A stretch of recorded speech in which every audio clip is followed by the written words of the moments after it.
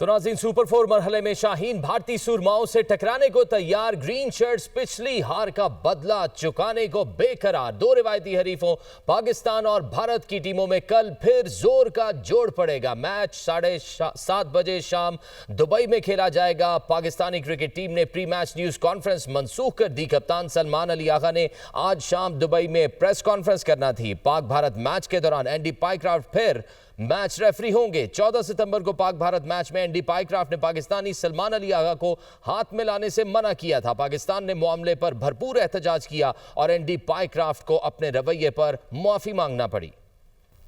सदर मुमलिकत का काशगर में फ्री ट्रेड जोन का दौरा। काशगर फ्री ट्रेड जोन 3.5 मुरब्बा किलोमीटर पर मुहित है और आपको बताएं कि warehousing, logistic, processing, customs और एयर फ्रेट की सहूलियात यहाँ मौजूद हैं। जोन की तजारत दुनिया के 118 मुल्कों तक फैली हुई है। जोन पोर्ट गिलगित बल्तिस्तान और ग्वादर पोर्ट से जुड़ा हुआ है। सदर जरदारी को जोन के क़याम और तरक्की बारे ब्रीफिंग दी गई। सदर मुमलिकत का काशगर यूनिवर्सिटी का भी दौरा। इल्मगाह में 40,000 तलबा और असातिज़ा मौजूद। जल्द तादाद 50,000 तक पहुँचने की तवक्को। सदर जरदारी ने पाकिस्तानी तलबा से मुलाकात की और उनके तालीमी और रिहायशी हालात से मुतालिक दरियाफ्त किया। सदर मुमलिकत ने काशगर की तारीखी ईदगाह मस्जिद का भी दौरा किया। आसिफ अली जरदारी ने असर की नमाज अदा की और मस्जिद के शानदार फन तामीर को सराहा। सदर जरदारी को मस्जिद की तारीखी अहमियत और विरसे पर ब्रीफिंग दी गई।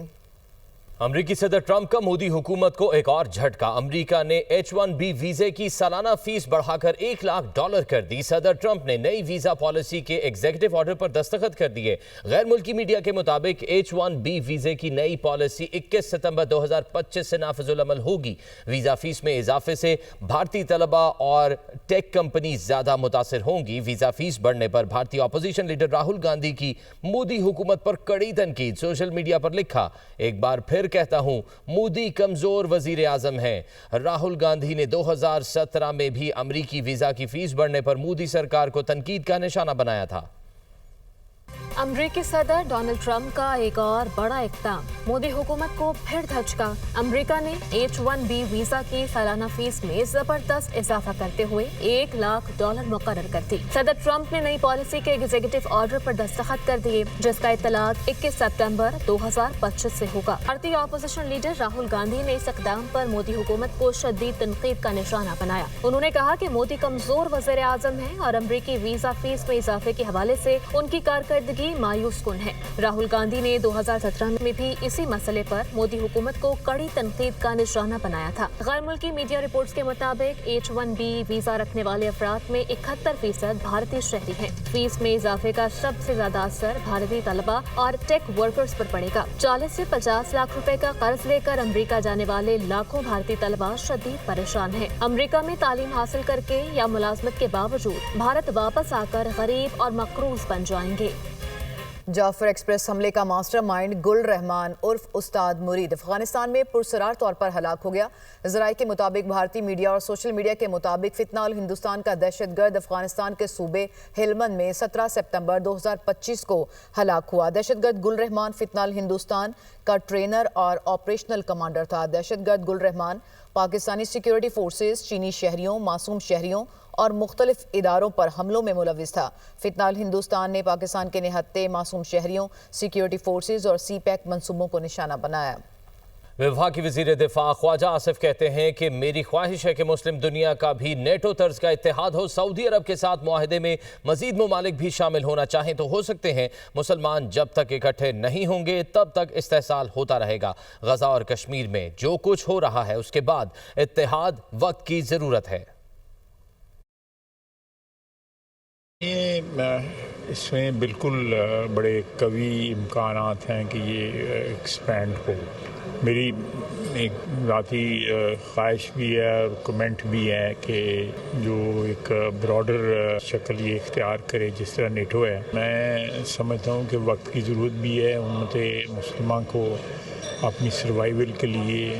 जो गज़ा में जो कुछ हो रहा है, जो फ़लस्तीन में जो कुछ हो रहा है, अगर मुसलमानों में इत्तेहाद होता तो ये कतई तौर पे पॉसिबल नहीं था। पाकिस्तान का जो बैनुल-अक़वामी एक स्टेटस जो है वो इन्हांस हुआ।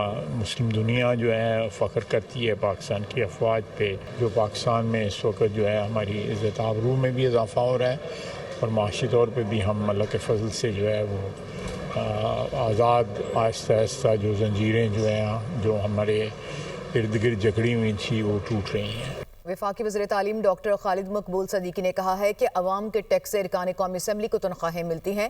टैक्स का पैसा अवाम की बजाय कहीं और क्यों लगता है? पाकिस्तान में मईशत का नहीं नीयत का बहरान है। हमारे तजारती खसारे से ज़्यादा इखलाकी खसारा बढ़ चुका। दुनिया की मदद करने वाले कराची की कोई मदद नहीं कर पा रहे। सवाल ये है कि इतनी नौजवान आबादी को तालीम और रोज़गार कौन देगा? जो आप टैक्स देते हैं उससे कौमी असम्बली में हमारी तनख्वाहें मिलती। टैक्स आप देते हैं, आपके टैक्स का कहीं और क्यों बन रहा है? एमक्यूएम बड़े फख्र से कहती है हम चंदा लेके चलते हैं। भाई चंदे और भत्ते में सिर्फ रवैये को तो फर्क है, या पॉलिसी का फर्क है कि कोई माशी बहरान नहीं है। पाकिस्तान में नियतों का बहरान है। हमारे पास एक्सपोर्ट करने की एक ही चीज़ है, ह्यूमन कैपिटल। आज कराची में जो कुछ भी है और जितना कुछ भी है, तारीख उठा के देखें आज की कराची में, वो सब उसी दौर में बना है जब एमक्यूएम।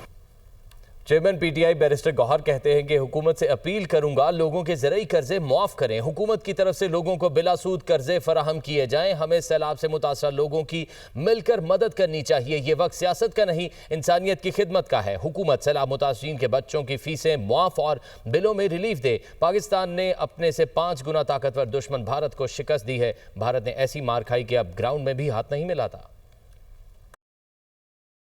खान साहब के पैगाम के मुताबिक अपने सारे वर्कर, सपोर्टर, ज़िम्मेदारान, रज़ाकारान से अपील करता हूँ कि वो अपने भाइयों के खिदमत के लिए आगे बढ़ें। ये वक्त सियासत का नहीं है, ये एक अलमिया है, एक आजमाइश है अल्लाह की तरफ से। अपने भाइयों के इस मुश्किल घड़ी में उनके साथ रहे, हर भाई का मदद करें। सब लोगों को आगे बढ़ने की ज़रूरत है। मैं उनसे अपील करूँगा कि लोगों के ज़रूरी कर्जे माफ़ करें, बिजली के बिल माफ़ करवाएं। लोगों के कारोबार, छोटे कारोबार बढ़ाने के लिए आप उनको कर्जा दे दे बिलासूद। 1 एकड़ पे जितना आप कंपनसेशन देते उसको 10,000 रुपए से बढ़ा के 1 लाख रुपए करे। गुजरात में गुज़िश्ता रोज़ होने वाली बारिश का पानी तो कम हो गया है, मगर शहरियों की मुश्किलात कम नहीं हो सकी। बेशतर इलाके आज भी पानी में डूबे हैं और सड़कें, गलियां नदी नालों में तब्दील हो चुकी हैं। पानी घरों, दुकानों में दाखिल होने से शहरियों को मुश्किलात का सामना है। मज़ीद तफसीलात बताएंगे नुमाइंदा दुनिया न्यूज़ नवीद शाह। देखें जी, गुजरात की सूरत दूसरे रोज़ भी इसी तरह है कि गुजरात के बेशतर इलाके हैं अभी भी पानी में डूबे हुए, जहाँ पर कई फुट जो है पानी खड़ा हो चुका है और लोगों को मुश्किलात का सामना करना पड़ रहा है। कुछ ऐसे इलाके हैं जिनसे पानी उतर चुका है, जिसमें प्रिंस चौक है और जिना चौक है, उसके साथ साथ नवाब चौक है, यहाँ से पानी उतर चुका है। लेकिन जो अभी भी बेशतर इलाके हैं आज दूसरे रोज़ भी पानी में डूबे हुए हैं, जिनमें कचहरी चौक है, सलकरा रोड है और जो जलालपुर जट्टा रोड है। यहाँ पर आप देख सकते हैं कि अभी भी कई फुट जो है पानी सड़कों पर खड़ा है, लोगों के गली मोहल्लों में खड़ा है, जिससे शहरियों को शदीद मुश्किलात का सामना करना पड़ रहा है। इंतज़ामिया की जानब से म्यूनसिपल कॉरपोरेशन और वास्ता की टीमें मुसलसल 2 रोज़ से फील्ड में काम कर रही हैं, लेकिन उसके बावजूद जो है उनको भी मुश्किलात का सामना करना पड़ रहा है। यहाँ पर ये बताता चलूँ कि आज दिन भर जो है गुजरात के जो कारोबारी मराकज़ हैं वो भी बेशतर जो है बंद रहे और यहाँ पर लोगों को मुश्किलात का सामना करना पड़ा। जी, दरियाए सिंध में सक्खर के मकाम पर पानी की सतह में मुसलसल कमी का सिलसिला जारी है। सक्खर के मकाम पर पानी की सतह दरमियाने से निचले दर्जे पर आ गई है। मजीद जानते हैं आखिर रिजवी से। जी, मैं इस वक्त मौजूद हूँ सक्खर बैराज पे और इस वक्त जो पानी की सतह की बात की जाए तो पानी की सतह में तेजी से कमी देखने को मिल रही है। गुज़िश्ता रोज से 1,01,000 क्यूसेक्स की कमी देखी गई है और इस कमी की वजह से यहाँ पर जो है अब जो दरमियाने दर्जे की सैलाबी सूरत हाल थी वो निचले दर्जे में तब्दील हो चुकी है। इस वक्त निचले दर्जे की सैलाबी सूरत हाल और निचले दर्जे का सैलाबी रेला यहाँ से गुजर रहा है और कोटरी की तरफ आगे बढ़ रहा है। मगर जो बड़े दर्जे यानी ऐसी बात कहेंगे ऊंचे दर्जे की सैलाबी सूरत हाल की बात कर रहे थे पहले, वो ऊंचे दर्जे का सैलाबी रेला इस वक्त कोटरी की तरफ गामजन है और कुछ ही 1-2 रोज में वहाँ पे पहुंचेगा और वहाँ पर भी ऊंचे दर्जे की सैलाबी सूरत हाल मुमकिन तौर पर वहाँ पे एक्सपेक्टेड है। ताहम इस वक्त जो यहाँ पे मजमूई तौर पर सूरत हाल है वो निचले दर्जे की सैलाबी सूरत हाल है, जबकि जो है यहाँ पर जो पानी की आमद है 3,98,000 क्यूसेक, जबकि अखराज जो है 3,44,000 क्यूसेक है। इसके साथ साथ ये भी पता चलूँ कि 54,000 क्यूसेक जो है यहाँ के जो 7 नहरें हैं उनमें पानी का अखराज किया जा रहा है। 6.25 लाख एकड़ ज़मीन है जो कच्चे की है, जिसमें से 3 लाख एकड़ ज़मीन जो है काबिल काश्त होती है, वो जो कि काबिल काश्त ज़मीन अभी तक ज़ेर आब है। मगर अभी ये कि जो आबादी वाले इलाके वहाँ से पानी निकल चुका है। जी, झुकेगी में सैलाबी पानी के बायस एकेडमी की छत गिर गई, 5 बच्चों समेत 7 अफराद जाम बहक। रेस्क्यू हुकाम के मुताबिक लेक्चर के दौरान छत अचानक जमीन बोस हो गई। जाम बहक होने वालों में एक ही खानदान के 3 अफराद भी शामिल। जाम बहक होने वाले बच्चों की उम्रें 7 से 8 साल के दरमियान है। वज़ीर आला पंजाब का छत गिरने से तलबा समेत 7 अफराद के जाम बहक होने पर दुख का इजहार। वज़ीर आला मरियम नवाज का सोगवार खानदानों से इजहार ताज़ियत। वाक़े की रिपोर्ट तलब कर ली।